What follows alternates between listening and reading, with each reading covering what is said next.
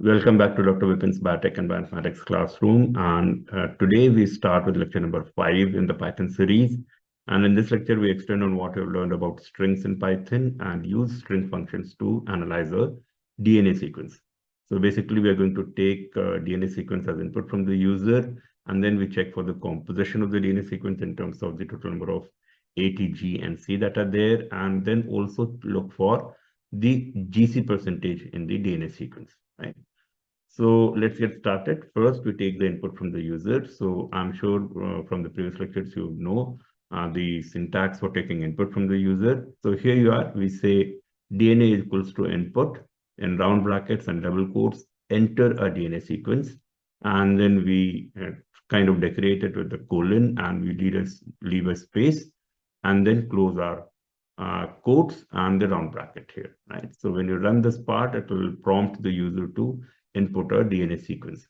So here you are. Here is where you can input your DNA sequence. So let's say we take a simple sequence. Remember always, when you're running a program for the first time, take a sequence that is small enough and nice enough so that you yourself know what is the composition, right? So let's say we take AATTGGCC, right? So we know that each of the nucleotide is coming 2 times, and the GC composition is 50% for this DNA. And then you press enter. So now our sequence has been entered, right? Next, we first begin with calculating the length of the DNA sequence because that is going to be important when you calculate your GC content. So we say length is equal to len is the function. So length equals to len DNA, and then you're printing the length that you've calculated. So you say print, and in round brackets as an argument to print, you say length. And then you run this part again, and here you are.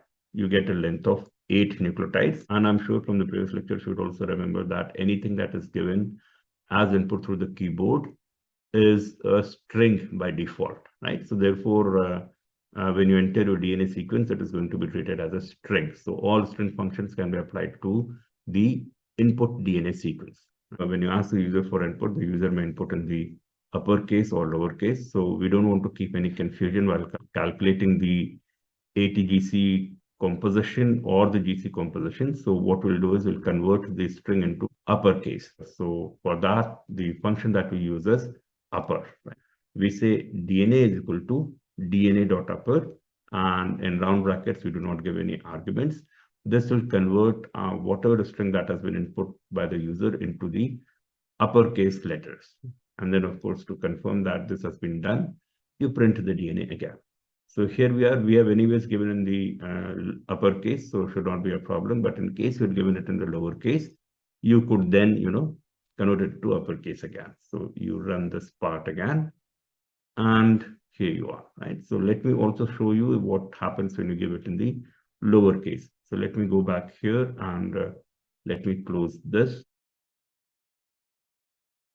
here, and we redo our sequence again. So we run this part first, and this time I'm going to give the sequence in lowercase, right? So here you are, prompting me to give the sequence. I say AATTGGCC, and let's say we do AA again, right? So now our string length is 10, right? So, and you press enter. Here you are. Then you're calculating the length of the DNA sequence that you have input, which is being treated as a string by default. So the length now is 10. Then we move on and we'll convert this into the uppercase. So the string function that we're using here is upper. So we say DNA is equal to DNA.upper with no arguments in the round brackets, and then we print our DNA here. So let's print this now. So here you are, and now you should see your DNA in the uppercase. You are now counting the total number of A, T, G, and C, and we're doing this using the count function for strings. So here you are, we equate G equals to DNA, which is the string in which we're counting, and we say DNA.count, and then in round brackets and in single quotes, we give the nucleotide whose count we want to calculate, right? So here you are, you say G equals to DNA.count, and in round brackets, single quotes, guanine, right? So capital G, right? Then you say C equals to DNA.count C, A equals to DNA.count A, T equals to DNA.count T. And sometimes in a DNA sequence, you may have capital N characters because the actual nucleotide at that position is not known. So we also include that N equals to DNA.count. And here we are, we say in round brackets and single quotes or double quotes, end, right? So this chunk of the program is going to calculate the total number of ATGC that are there in your DNA sequence. So let me run this part here. So you run this part and now we come to printing the results. So we say print, right? And then we open our bracket and print, and then we first print the length. So we give a statement, length is equal to, which will be in double quotes. And then with the comma, we mention the value that we want to print. In this case, it's going to be length. And then we add a comma again. And then again, in double quotes, we include a slash in. So basically, this is to indicate that the line ends here. And any operation that is to be done after this will be on the next line. So for example, here now, when you're printing your capital N's equals to the end, this will come in the next line. And then you add a comma again, you say G equals to, this is going to be in double quotes again, because it's going to be the message that you want to print. And then the number of guanines in the DNA sequence, which is in this small g. Then you put a comma again. Likewise, C equals to in double quotes, and then comma and small c, then comma again, because we are still printing the next values. A equals to, and then again small a, and likewise T equals to small t, right? So what this is going to do is, after the first print of length, it is going to put in a new line character. So the next values will come in the new line, and in these here, there is no slash in character. So these will come in the same line. So let's run this part and see how this works out. Here you are. So you have length equals to 10, and then you have n equals to 0 because there are no n's in our string. G equals to 2. We know that is 2. C equals to 2.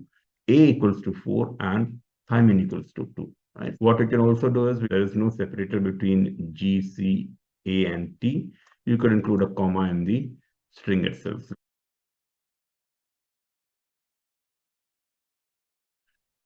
So here we are. Let's print it again. So we print this again, and we see now n equals to 0, right? Which is fine. Comma G equals to 2, comma C equals to 2, comma A equals to 4, comma T equals to 2. Just kind of simple formatting of the print. We'll do a more detailed version of how to format the prints in a later video. Then we calculate the GC percent in the sequence. So calculating GC percent is going to be easy.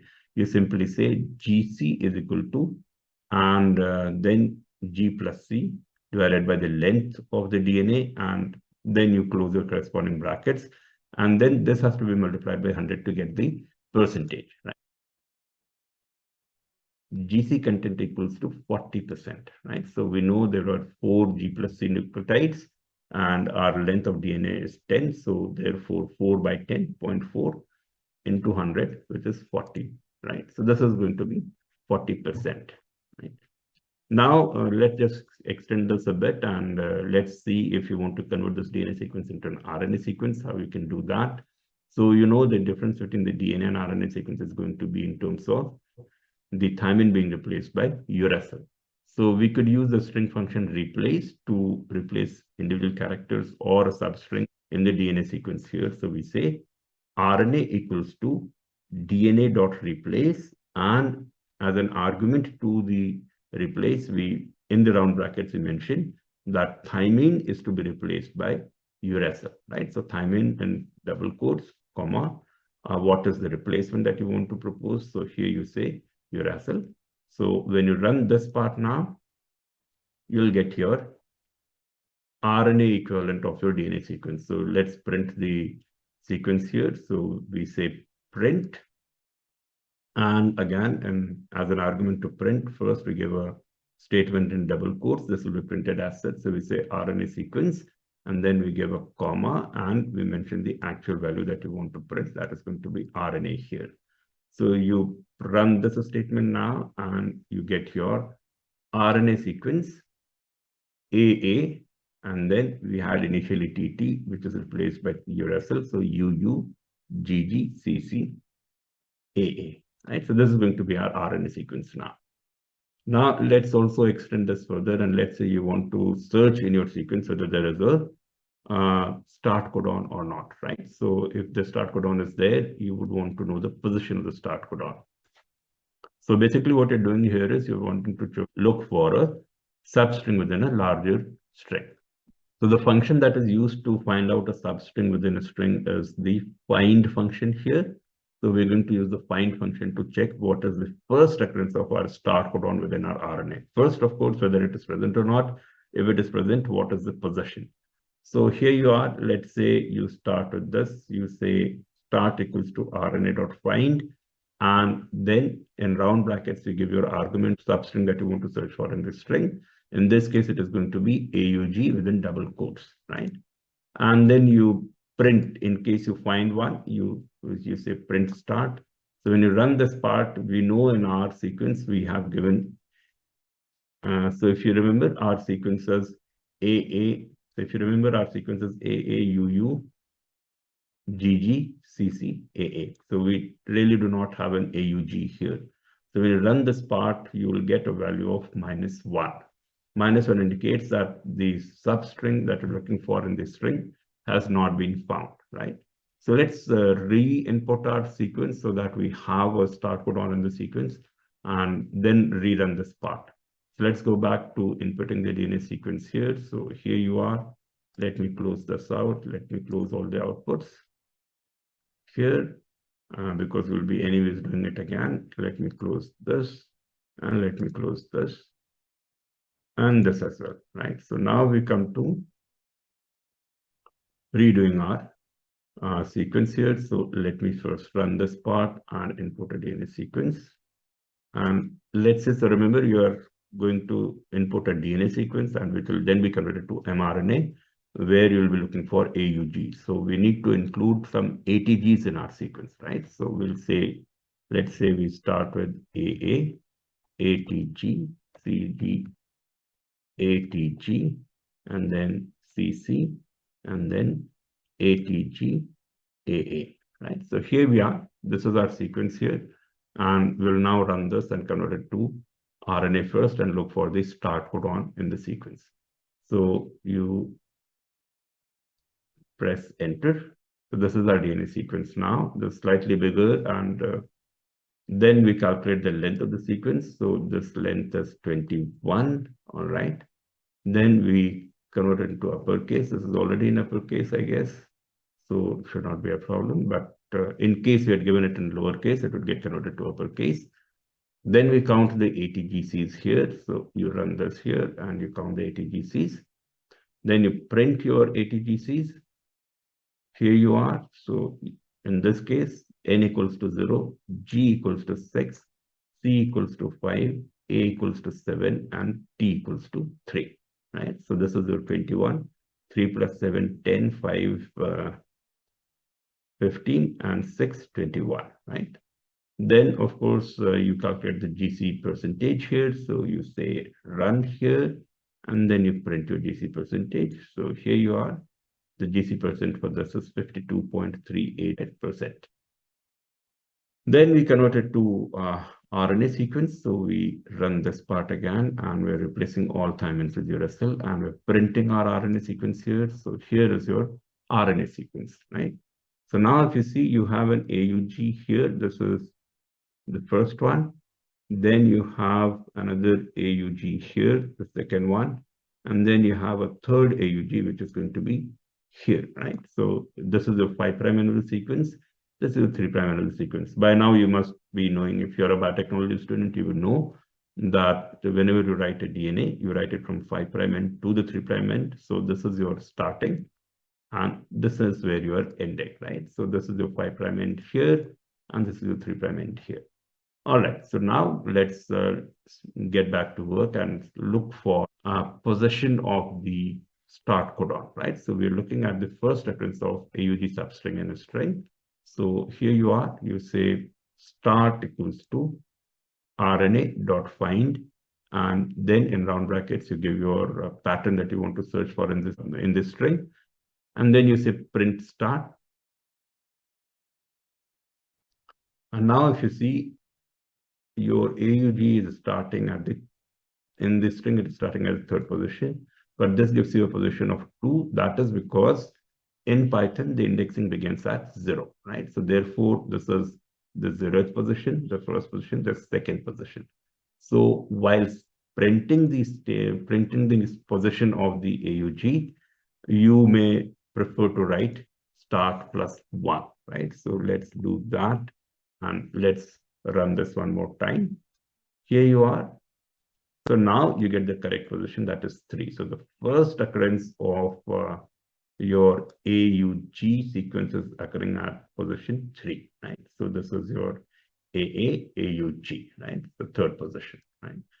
So now we want to also look at whether from the 3' end, what is the position where the first occurrence of AUG happens. So for that, you can use rfind, right? So rfind will be looking at the sequence from the reverse end or at the 3' end, and then you can say again the substring that you want to look for, which in this case happens to be AUG. So when you run this now, this is position number 16. Remember, we are following zero indexing. So actually this is position 17, right?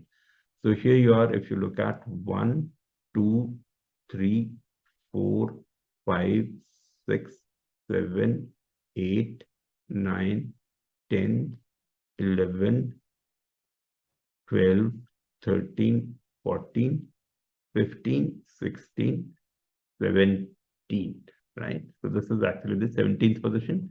So again, while writing, you mentioned start plus 1, right? So this is basically the first occurrence of AUG from the opposite end, or in fact, that is the last occurrence of AUG in your sequence, right? So here you are, you run this now.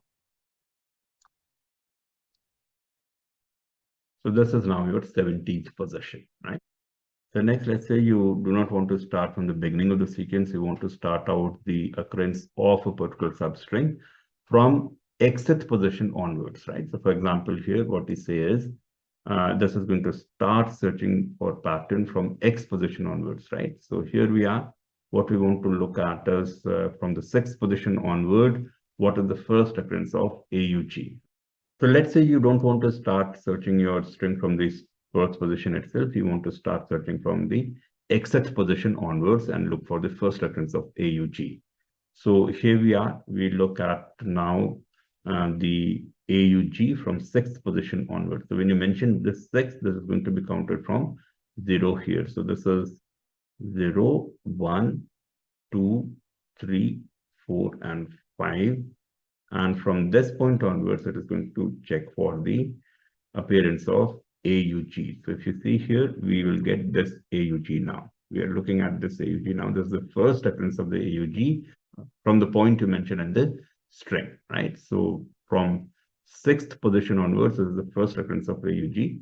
So you're looking at the relative position of AUG in the full sequence here, right? And again, you say start equals to RNA.find, and in round brackets, the pattern that you want to search for, which is going to be AUG here, and the position from where you want to start searching for it, right? So print, and while printing, you are printing with the actual coordinate that we get here, +1. So here we are, we run it now, and we get our first position of the string of this AUG beyond position 6.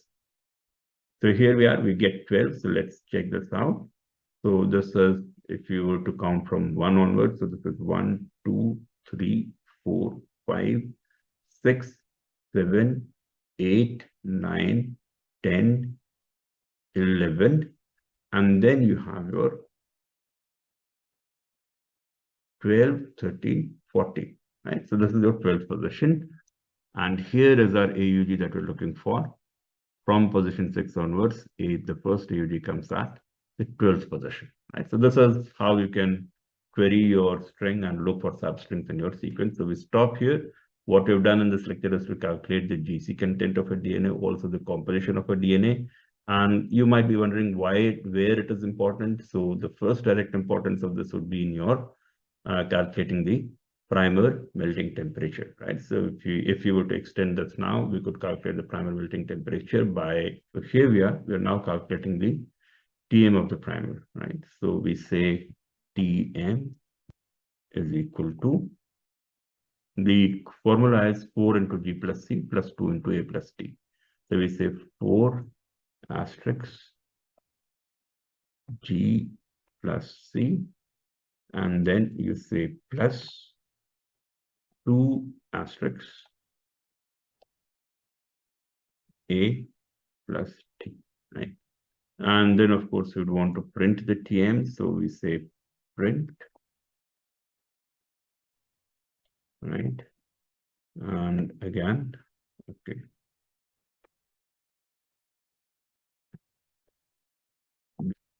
right? And then you say comma TM. All right. So this is now going to print the melting temperature for the oligo that you've input. So let's run this part again, and you should be able to get some temperature here. So this is going to be 64, right? Based on the composition that is there, you get a melting temperature of 64. 64 is a good, as in it will be very specific, right? Usually we keep a TM in the range of 55 to 65 for a specific annealing. So in that sense, this primer seems to be good. So just to summarize what we've done today, first we've taken input from the user, then we calculate the length of the sequence that has been input, then we convert it to uppercase so that we don't have a confusion when we're matching it. So we say, then we count the total number of ATGC and also include a provision for capital N, because that may sometimes be a part of your sequence where the nucleotide is not known. Then we print our length and the nucleotide composition. Then we calculate the GC percentage and print the GC percentage. Then, of course, if let's say the input sequence represents a primer, so we calculate the melting temperature of the oligo by using a common formula that is very commonly used, where we give more weightage to GC bonds because there are triple hydrogen bonds and they require more energy to break down as compared to AT bonds. So this is kind of a weighted formula for calculating the melting temperature, where you calculate the melting temperature of the primer using 4 into G plus C plus 2 into A plus T, right? And then, of course, we convert it to an RNA sequence by changing the thymines to uracil. Then we are looking for the first reference of the start codon. We're looking also at the last reference of start codon in the sequence. And then we're looking at the reference of start codon from a specified position in the sequence, right? So all this can be done using the string functions. So we stop here today, and then we meet again and we talk more about Python and how Python can be used to analyze biological sequence. Next time when we meet, we'll talk about how to look for the composition of a protein sequence. I wish you all a very happy Diwali, and the channel is doing really well now. We are very close to 25,000 views.